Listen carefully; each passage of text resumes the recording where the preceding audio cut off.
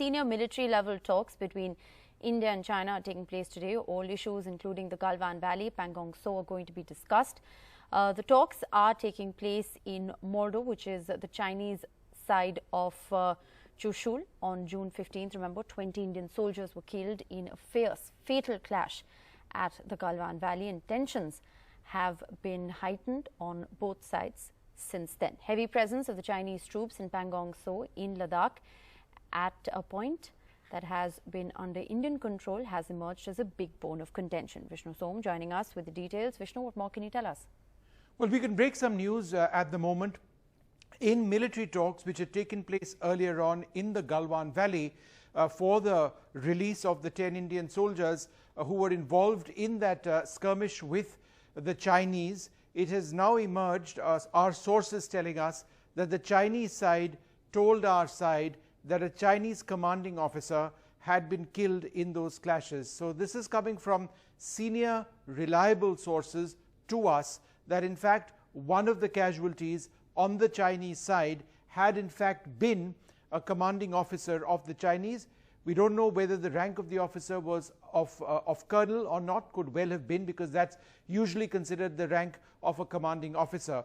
But this is an important element of detail which is coming in at a time when another round of talks is taking place. The talks taking place today on the Chinese side of Chushul in a place called Moldo are between corps commander ranked officers, in other words lieutenant general ranked officers, and they are looking at the larger issue, the entire disengagement process. They're looking not just at the tensions in Galwan but also in the Fingers region of Pangong Lake as well, and whether that disengagement process can in fact gain some sort of impetus after it essentially stopped after 20 Indian soldiers were killed in action. But as it now appears, not just scores of Chinese soldiers were killed, say army sources, but also a Chinese commanding officer who was killed as well. Also, one final point, the army absolutely clear at this stage that a message has been sent down the ranks saying that in the event of a crisis with the Chinese along the lines of what we saw in Galwan, they'd be absolutely free to take robust action. In other words, the rules of engagement would be changed. This is again very important because, as you know, in Galwan, Indian soldiers didn't fire, they didn't shoot, at least that's the claim that's been made so far. But now it appears that the rules have been given not a new definition, because you could have carried arms in the past as well, but they've been given some sort of element, they've been given some sort of robustness which allows local commanders to actually decide on the use of weaponry, of firepower. Right, Vishnu, what you're breaking to us is extremely significant in terms of the Chinese admission of a commanding officer rank person being killed on their side. How significant is this admission that is coming to you at the moment via your sources?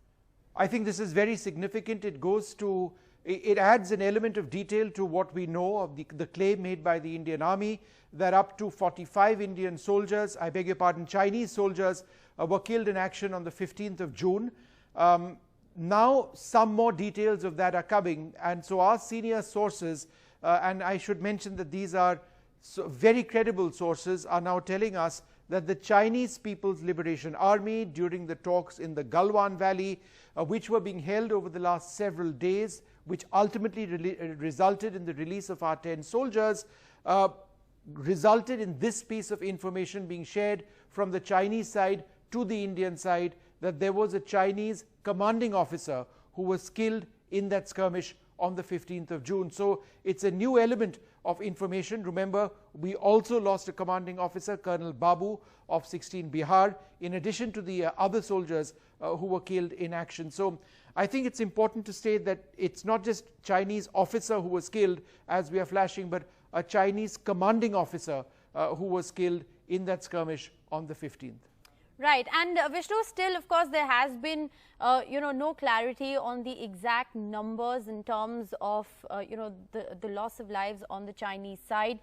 We have got some information via sources, but China so far interestingly has maintained that they don't want to put a number out in order to prevent a further escalation. Well, there's a lot that's happening on Chinese social media as well. And because it's happening in Mandarin, it's not very easy to necessarily have a 100% accurate translation of exactly what's happening and whether it's real news or fake news. But what we can share is that there is a video which has emerged which purports to showing the mortal remains of Chinese soldiers coming out of what appears to be an airport of relatives who break down completely, and a particular message which says that, look, India has honored its soldiers who've been killed in action. Why hasn't China done the same? But I think we need to be very careful and very wary as we report this, because while we have seen this, we cannot confirm it, because remember, in all of this there is more than a small element of information warfare being played out at all sorts of levels. So again, the problem arises because a lot of information is not on record, it's off the record, and therefore whether it's over here in our side or the Chinese side, one has to sift through the information and only report what we consider to be reliable. So to your point, yes, there has been no Chinese official admission of numbers, but yes, unofficially there are messages on Weibo, which is Chinese Twitter, which appears to indicate casualties returning into their airports.